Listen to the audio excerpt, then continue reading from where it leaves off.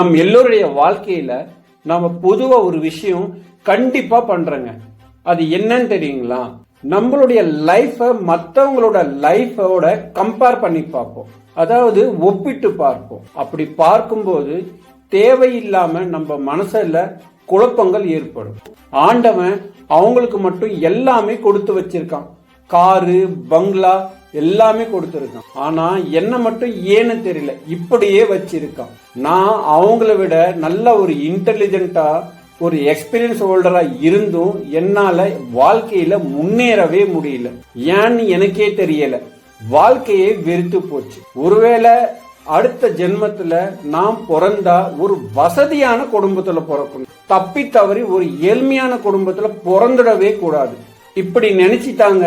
இன்றைய வாழ்க்கையில நிறைய பேர் அவங்களுடைய லைஃப தேவையே இல்லாம தொலைச்சிட்டு இருக்காங்க. நேயர்களுக்கு வணக்கம். நான் Suresh Radhakrishnan. Welcome to life sign 777 channel. இன்றைய சிறுகதை தொகுப்புல இதை பற்றி தான் நம்ம பார்க்க போறோம்.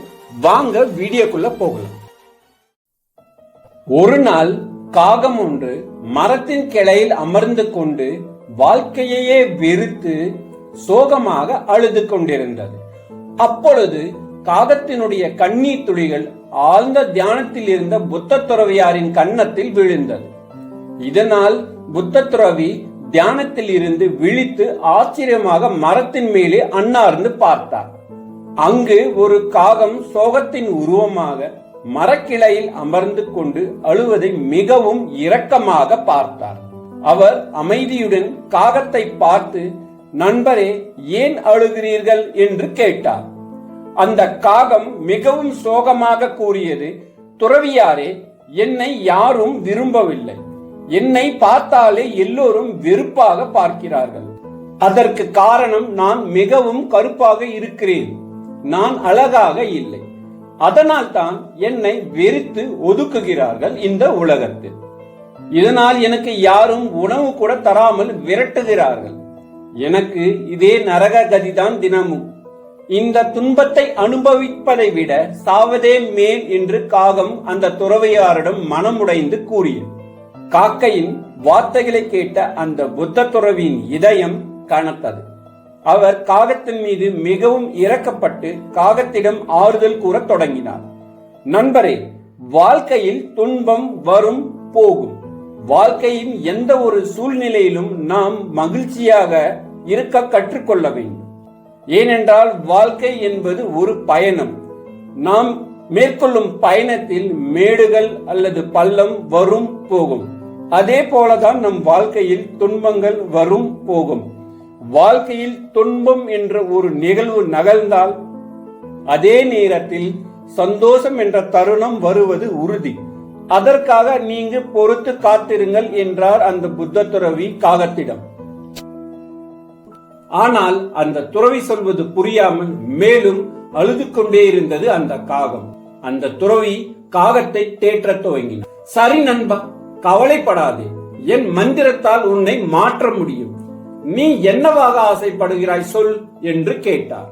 அந்த காகம் அழுவதை நிறுத்திவிட்டு மகிழ்ச்சியாக கூறியது, துறவியாரே, அப்படி என்றால் எனக்கு ஒரு உதவி செய்யுங்கள். என்னை தயவு செய்து ஏரியில் நீந்தும் அழகான வெள்ளை கொக்காக மாற்றுங்கள். வெள்ளை கொக்கை எல்லோரும் விரும்புவார்கள். அது மிகவும் அழகாக இருக்கிறது. அதுதான் இந்த உலகத்தில் மகிழ்ச்சியான பறவையாக நான் கருதுகிறேன். தயவு செய்து என்னை வெள்ளை கொக்காக மாற்றுங்கள் என்று அந்த காகம் துறவியாரிடம் கூறியது. அந்த துறவி கூறினான், சரி, நான் உன்னை அழகான வெள்ளை கொக்காக என் மந்திரத்தால் உன்னை மாற்றி விடுகிறேன். ஆனால் நீ முதலில் அந்த வெள்ளை கொக்கை சந்தித்து நீ வாழ்க்கையில் மகிழ்ச்சியாக இருக்கிறாயா இல்லையா என்று கேட்டு வந்து என்னிடம் சொல். போ, முதலில் அதை கண்டுபிடி. அதுவரை நான் இங்கேயே காத்திருக்கிறேன் என்றார் அந்த புத்த துறவி. அந்த காகம் மகிழ்ச்சியாக பறந்து சென்று ஒரு குளத்தில் அழகாக நீண்டு கொண்டிருக்கும் ஒரு வெள்ளை கொக்கை பார்த்து கேட்டது, ஏய் வெள்ளை கொக்கே, நீ கொடுத்து வைத்தவன், எவ்வளவு அழகாக இருக்கிறாய். அதனால் தான் உன்னை எல்லோரும் நேசிக்கிறார்கள். நீ தான் இந்த உலகத்தின் மகிழ்ச்சியான அழகான பறவை என்று. அதற்கு அந்த வெள்ளை கொக்கு கனத்த இதயத்துடன் கவலையாக கூறியது, நண்பரே, அப்படி இல்லை, நீங்கள் நினைப்பது தவறு. நான் மகிழ்ச்சியாக இல்லை. உலகில் எத்தனை அழகான வண்ணங்கள் இருக்கும் போது நான் வெறும் வெள்ளை நிறமாகத்தான் தெரிகிறேன். இது எனக்கு மிகவும் கவலை அளிக்கிறது. அதனால் நான் ஒன்று கூறுவேன். கிளிதான் இந்த உலகத்திலேயே மிகவும் அழகான மற்றும் பல வண்ணங்களுடன் கூடிய பறவை என்று பெயர் பெற்றவர். அவர்தான் இந்த உலகத்திலேயே மகிழ்ச்சியான பறவை என்று கூறியது அந்த வெள்ளை கொக்கு. இதை கேட்ட காகம் அங்கிருந்து பறந்து சென்று கிளியை அடைந்தது. அந்த காகம் கிளியிடம், ஏய் கிளியே, நீ மிகவும் அழகாக கூர்மையான அலகுகளுடன் அதிக வண்ணங்களுடன் இருக்கிறாய். நீ பேசும் பேச்சை கேட்டு எல்லோரும் மயங்குகிறார்கள். உன் அழகு மற்றும் பேச்சிற்கே அடிமையானவர்கள் ஏராளம் இந்த உலகத்தில். அதனால் தான் மக்கள் உன்னை அதிகமாக விரும்புகிறார்கள். நீதான் இந்த உலகத்தின் மகிழ்ச்சியான அழகான பறவை என்றது காகம் கிளியிடம். கிளி காகத்திடம் கூறியது, நண்பரே, நீங்கள் என்னை தவறாக புரிந்து கொண்டு விட்டீர்கள். நான் எப்பொழுதும் கவலையாகவே இருக்கிறேன். ஏனென்றால் என்னை எப்பொழுது யார் சிறைப்பிடிப்பார்கள், கூண்டில் அடைக்க என்று எனக்கு தெரியாது. எனவே நான் அழகாக இருக்க விரும்பவில்லை. நான் மிகவும் கவலையாகவே இருக்கிறேன். அது எனக்கு ஆபத்தானதும் கூட என்றது கிளி கவலையாக. ஆனால் நான் ஒன்று உங்களுக்கு உறுதியாக ஒன்று சொல்கிறேன், கேள்.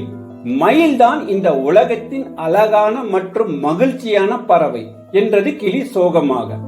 இதை கேட்ட காகம் மயிலை தேடி பல மைல்கள் தூரம் சென்றது. கடைசியாக நீண்ட தேடலுக்கு பிறகு அது ஒரு மிருகசாலையில் அடைத்து வைத்திருந்த மயிலை நோக்கி சென்றது. ஆனால் மயிலை பார்க்க நிறைய பேர் அங்கு கூடியிருந்தார்கள். காகம் அமைதியாக காத்திருந்தது. மக்கள் சென்ற பிறகு காகம் மயிலிடம் நெருங்கி, அழகான மயிலே, உன் அழகால், உன் தோகை விரித்தாடும் நடனத்தால் எல்லோரையும் சொக்க வைக்கிறாய். அதனால் தான் உன்னை எல்லோரும் விரும்புகிறார்கள். நீதான் நிச்சயமாக இந்த உலகத்தின் அழகான பறவை மற்றும் மகிழ்ச்சியான பறவையும் கூட என்றது மயிலிடம். மிகவும் சோகம் மற்றும் களைப்புடன் இருந்த காகத்தை பார்த்து மயில் கூறியது, நண்பரே, நான் ஒரு உண்மை சொல்கிறேன், கேளுங்கள்.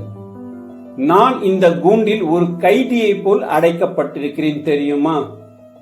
என்னுடைய தோகையை கலை வேலைப்பாட்டிற்காக என்னை பீத்து சித்திரவதை செய்கிறார்கள். இதேபோல் நான் உன்னை போல காகமாக இருந்தால் இந்த உலகை சுதந்திரமாக சுற்றித் திரிவேன். உண்மையிலேயே நீதான் இந்த உலகத்தின் மகிழ்ச்சியான பறவை என்றது மயில் காகத்திடம். இதை கேட்ட காகம் மன நிறைவுடன் மகிழ்ச்சியாக தனக்காக காத்திருந்த துறவியாரிடம் திரும்பி சென்று, துறவியாரே, நான் நானாகவே இருந்து கொள்கிறேன்.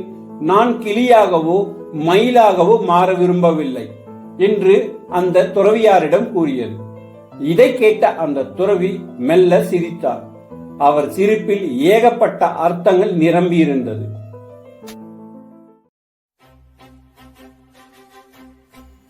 நண்பர்களே, இது ஒரு சிறிய கதை தான். ஆனா இதனுடைய ஆழமான ஒரு கருத்து நம் வாழ்க்கைக்கு மிகவும் அவசியமான ஒன்று. பொதுவாகவே நாம் எல்லோரும் மற்றவர்களுடன் கம்பேர் செய்து, அதாவது ஒப்பிட்டு பார்க்கிறோம். அப்படி பார்க்கும்போது தேவையே இல்லாம நம் மனது கவலையுடன் ஊசலாடுகிறது. நாம் மற்றவர்கள் போல் கார், பங்களா, சொசைட்டியில் நல்ல இமேஜ் இல்லாமல் இருக்கிறோமே என்று. இந்த தேவையற்ற செயலால் உண்மையான நம் மகிழ்ச்சி தீய செயல்களுக்கு வழிவகுக்கிறது. நேயர்களே, நான் சொல்வது சரிதானே? இங்க நான் ஒரு அடைமொழி சொல்றேன், கேளுங்க கவனமா. All glitters are not gold. அதாவது மின்னுவதெல்லாம் பொன்னல்ல. இத நம்ம மனசுல எப்பவும் நினைச்சிட்டா கவலையே வராது. நேயர்களே, இந்த ஸ்டோரி கேட்கிறவங்க உங்க மனசை தொட்டு சொல்லுங்க. நம்மளை விட இந்த உலகத்துல கஷ்டப்படுறவங்க எத்தனை பேர் இருக்காங்க? கண்டிப்பா இருக்காங்களா இல்லையா? எனவே கடைசியில் என்னுடைய மெசேஜ் ஒன்றே ஒன்றுதான். நீங்கள் நீங்களாகவே இருங்கள் இந்த உலகத்தில். மற்றவர்களுடன் ஒப்பிடும் பழக்கம் இருக்கலாம், தவறல்ல. ஆனால் அது உங்கள் வாழ்க்கைக்கு ஒரு இன்ஸ்பைரிங்கா இருக்கணும். இதுவே தான் என்னுடைய கருத்து. ஒருபோதும் உங்களுடைய ஒப்பீடு, அதாவது கம்பேர் செய்யறது, அது ஒரு நெகட்டிவா இருந்துடக்கூடாது, பாசிட்டிவா இருக்கணுங்க. அவனை போல நானும் என்றைக்காவது ஒரு நாள் ஜெயிச்சு காட்டுவேன், வாழ்க்கையில நான் முன்னேறி காட்டுவேன். இதுதான் உங்களுடைய எண்ணத்துல எப்பவுமே உதிக்கணும். இப்படி இருந்தா வாழ்க்கையில நீங்க எப்பவுமே குப்புறவ விழ மாட்டீங்க. இந்த வீடியோ உங்களுக்கு பிடிச்சிருந்தா உங்களுடைய நண்பர்களுக்கு, சகோதரர்களுக்கு ஷேர் செஞ்சு, வாழ்க்கையில ரொம்பவும் கவலைப்பட்டுக்கிட்டு இதுக்கு மேல எனக்கு வாழ்க்கையே இல்லைன்னு நினைச்சிட்டு இருக்காங்க இல்லையா, கண்டிப்பா இந்த வீடியோ ஷேர் பண்ணுங்க. அவங்களுடைய வாழ்க்கையில ஒரு நல்ல வழி பிறந்தா அது எனக்கு ரொம்பவும் சந்தோஷம். நன்றி, வணக்கம்.